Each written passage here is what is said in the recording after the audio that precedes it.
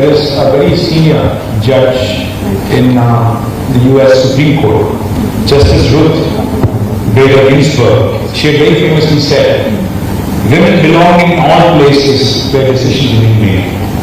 Leadership rarely begins the day someone takes office. Leadership begins much earlier, such as in spaces where ideas are debated, arguments are sharpened, and voices learn not just to speak, but also to be heard. I think that's exactly what we were witnessing at St. Anne's College today. So I think it's one such space where you saw young women trying to understand issues, trying to articulate them, trying to enunciate problem solutions as well. Now I think all of you know just 2 days ago, we had celebrated International Women's Day. Social media was full of posts, celebrating women's leadership, achievements, etc. But walking into this hall today, actually, it feels far more meaningful than scrolling through those social media posts. Because today, we're not just celebrating women, we are seeing young women preparing to lead this brilliant country of ours, be a state of ours. So I think you see a lot of young women in this room here who possibly, potentially, can become politicians, can become leaders, can become public representatives, can become really change makers. Before speaking about larger themes and before speaking about education, because we are an education institution, let me also acknowledge something important about your institution, the St. Anne's College for Women. Today, education has increasingly become a very noisy space. It's all about marketing. Marketing everywhere, rankings everywhere, promotions everywhere, but institutions like St. Anne's, I said this to your principal as well, represent something far more meaningful. For decades, for almost 43 years, St. Anne's College has quietly gone about it, doing quality education and consistently doing this, the real work that is needed. That is something really appreciable. And all of this is being done without any noise, without spectacle, but with enormous impact. You have educated generations of young women and prepared them to step into the world with confidence, independence, and purpose. And when an institution goes a step further and creates a platform like Youth Parliament, it does something even more significant. It encourages young women not just to pursue careers, but also to engage with governance, public life, and leadership qualities as well. Let me share something interesting with you. On January 26, 1950, India became a republic. On that very same day, Supreme Court of India also was established. And yet, almost 8 decades later, we're almost, the word of 8 decades plus, India has never had a women Chief Justice so far. This fact should not discourage, in fact it should encourage you. Very soon we will be having our first Chief Justice of India, a lady Chief Justice of India, Justice Narayana. Hopefully, some of you in this room, because you're all students of BA, public admin, I think journalism and multiple other courses, hopefully the next Chief Justice of India can also come from a hall like this. A young woman can start leading this country. As you all know, we are the world's largest democracy. But democracy does not necessarily mean elections alone and speeches alone. Democracy is when people participate. When citizens participate, when citizens are aware, when citizens are thoughtful, when they are responsible, and when they are willing to engage with leadership. Now what do I mean when I say participate? Most of you young women have voting rights. Anybody who is above the age of 18 has a voting right. How many of you have had the opportunity to vote so far? You had the opportunity, but did you vote? You did? No, I'm glad you did if you did. Because one of the things I see and I really feel sad for is young, educated voters in India, especially those living in urban pockets like Hyderabad. They don't show up to vote. उनके लिए election का दिन छुट्टी का दिन, उनको लगता है कि उस दिन हॉलिडे मिल गया, फिर कौन जाएगा और बूथ पे और 1-2 घंटे वहां खड़े रहना और टाइम वेस्ट नहीं करना है. But the fact of democracy is, in a democracy, politics decides your future. In a democracy, politics decides your future. I heard the loudest cheer when the girl who was representing Ravichandra spoke about how bad our roads are, how many potholes there are. आप लोग बहुत ज़्यादा ताली मार रहे थे, पर आपको एक बार मैं याद दिलाना चाहता हूँ कि अगर आप पार्टिसिपेट नहीं करते हो आपके कॉर्पोरेटर इलेक्शन में, आपके कॉर्पोरेटर को चुनने में, if you don't participate in electing your local corporator, local MLA, local member of parliament, what happens is only those who show up to vote, their opinion counts. Only their thoughts and their views count. Those who don't show up, unfortunately, even though you might have the best of intentions, even though you might want the best of roads, best of colleges, best of facilities, if you don't show up and vote those people who have the right intentions, then nothing counts. So my humble appeal to all of you, when I say you have to be involved and participate in the process, I don't mean all of you have to start contesting elections. At least participate in the process, at least show up. You know, एक दो घंटा लगेगा, आइए line में खड़े हो जाइए, and maybe take the vote by the horn, and if you don't like somebody out, kick them out. If you like somebody, vote them in. That's how democracy thrives. So my humble request to all of you, please participate. Social media तो आप सभी लोग हैं. I'm sure all of you are Insta, all of you.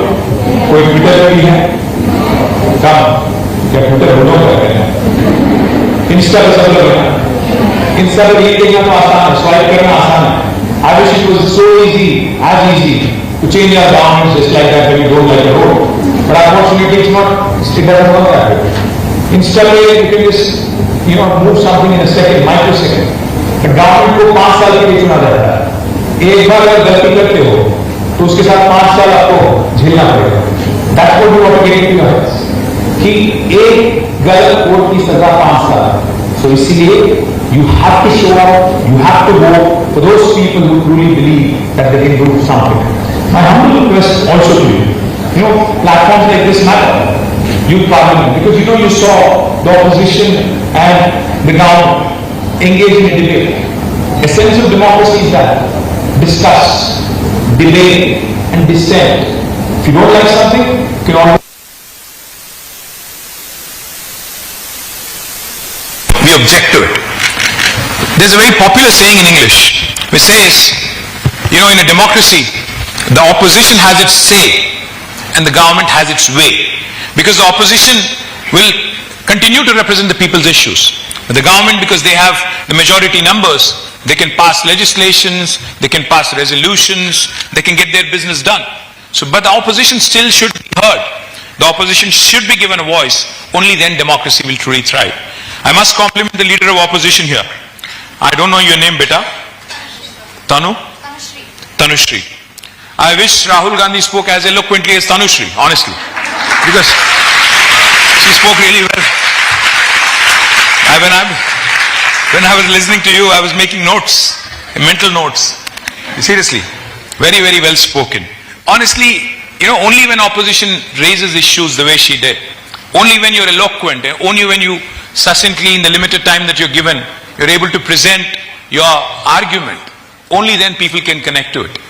So my humble request to all of you, there are issues, there are very, very important issues that have been discussed today. One of the issues that was raised by 2 or 3 members from the opposition was about war. There is so much panic in the country right now. Hotel associations are coming to us saying LPG nahi milne wala hai, hotel band karna padega, etc., etc. There is a panic mode in the country, in India right now as we speak, not just in Iran or Israel or the Middle East. But we are starting to feel the impacts of this mindless war, which was also raised here.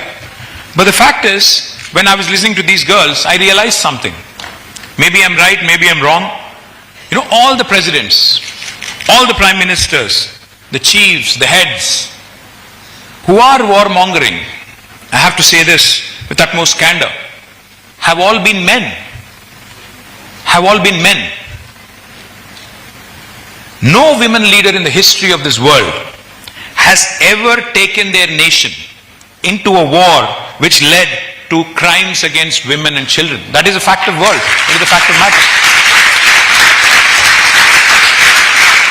Maybe that is the reason why we need more women leaders who have more empathy towards fellow women, fellow children, people who basically are more sensible, instead of being, the kind of presidents that we see around today. I don't want to name names because I'm sure there are people watching.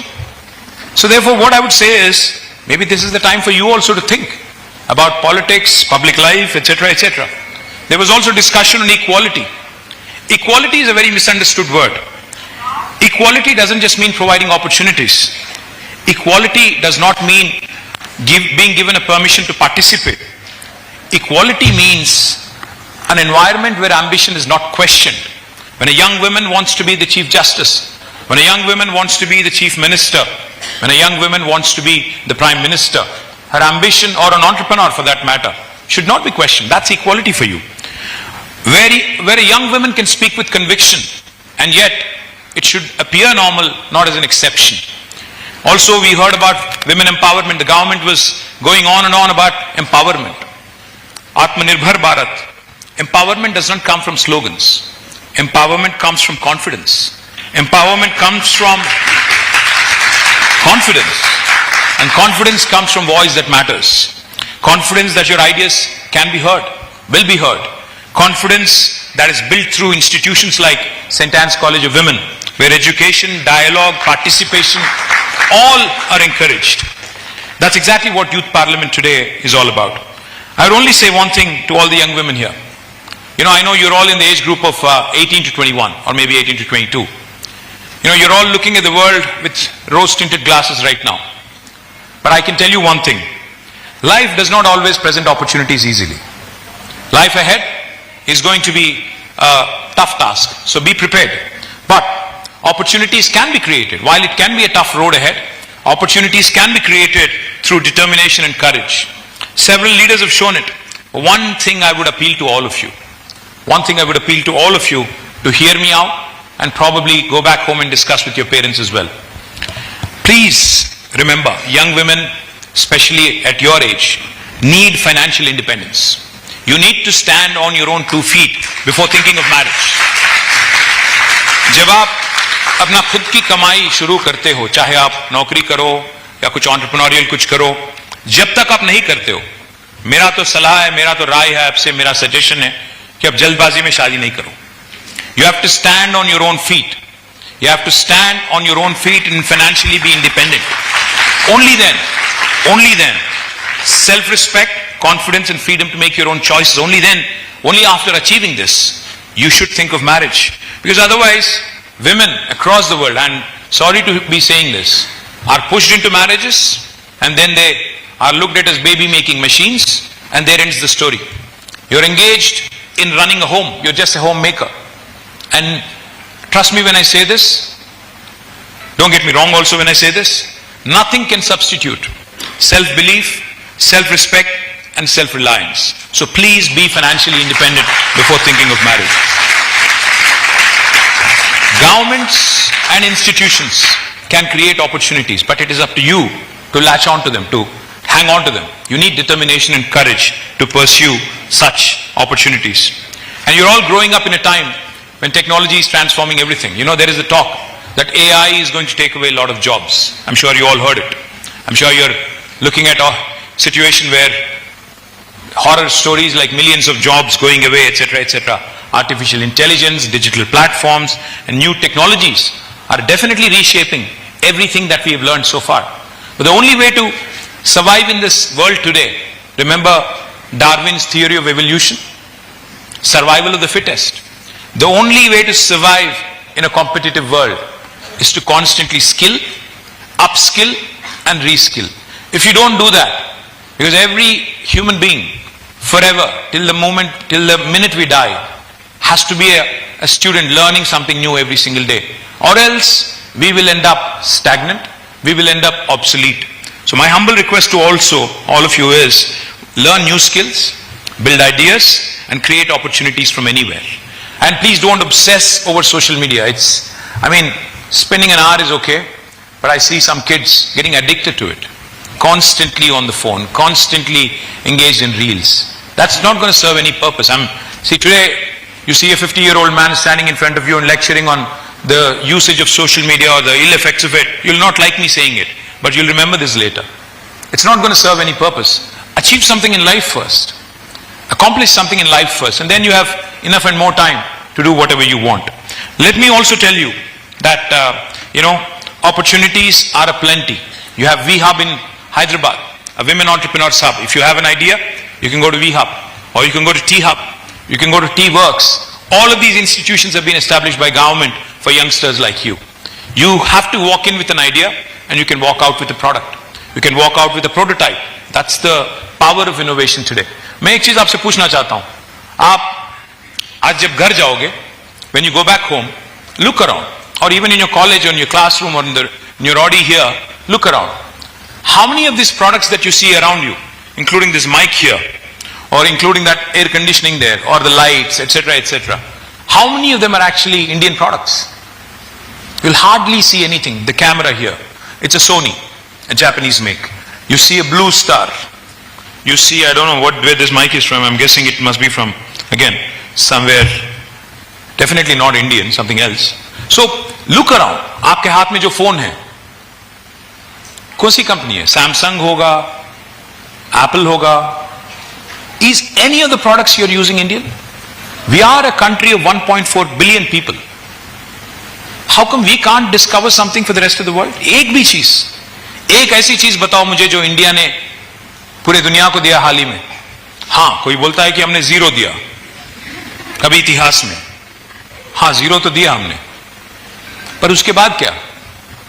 Anything that we have done for us to be proud of? We have big slogans, आत्मनिर्भर Bharat, this, that.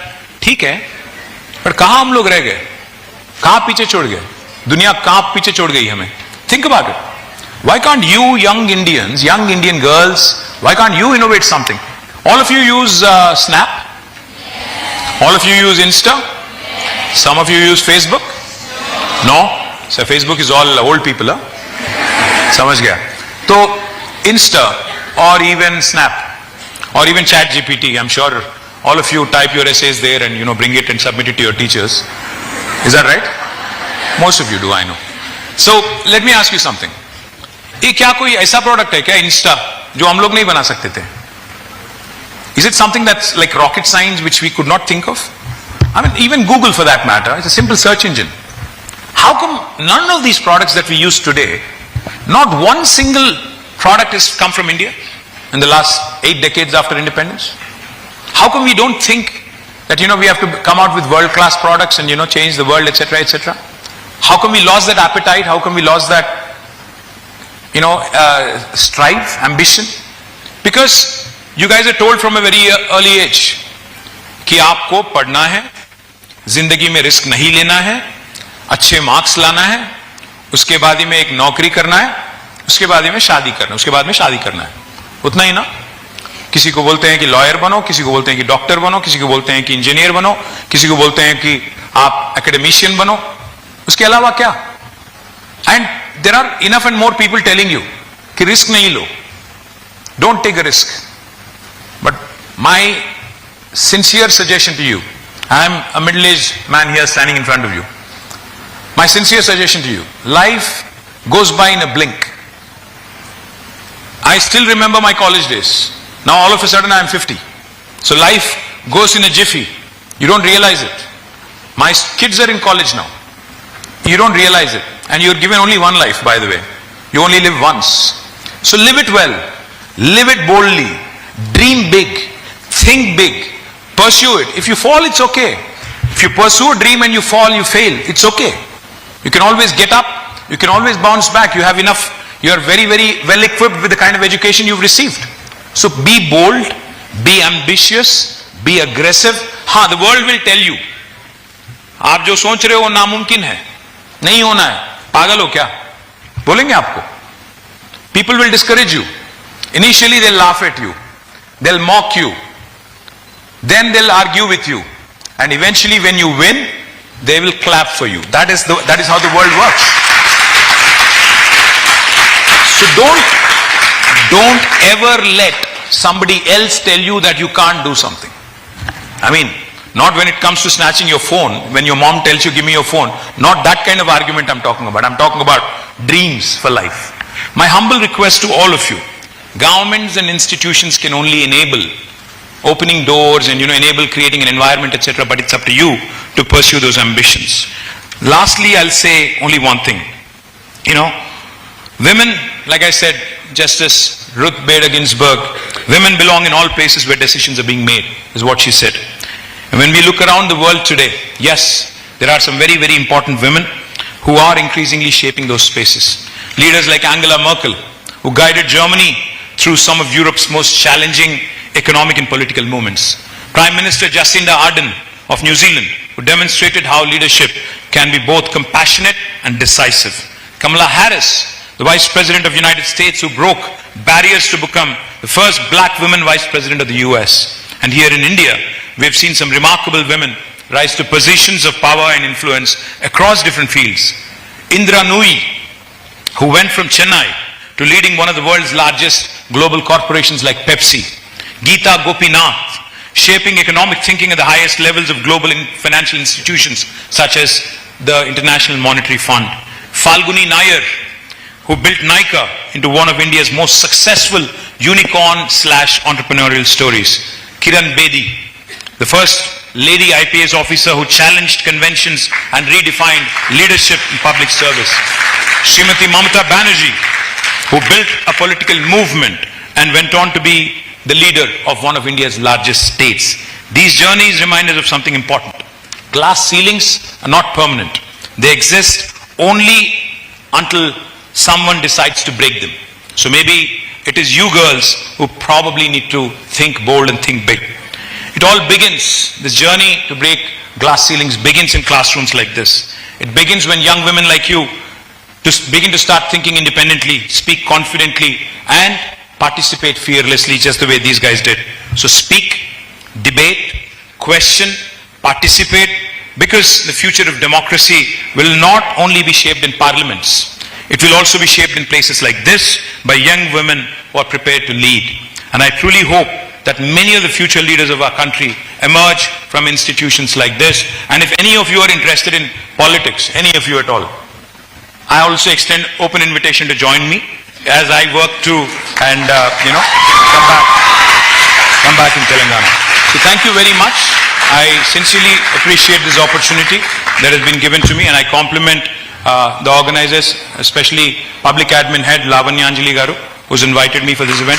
Thank you very much for this wonderful opportunity. Jai Hind, Jai Telangana. Thank you, sir, for that immensely inspiring address.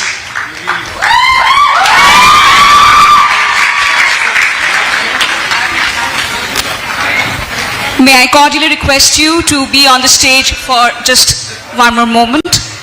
I now request respected Sister Principal and correspondent Sister Maria Rani to kindly felicitate the chief guest for the day, Shri K.T. Ramarao, sir.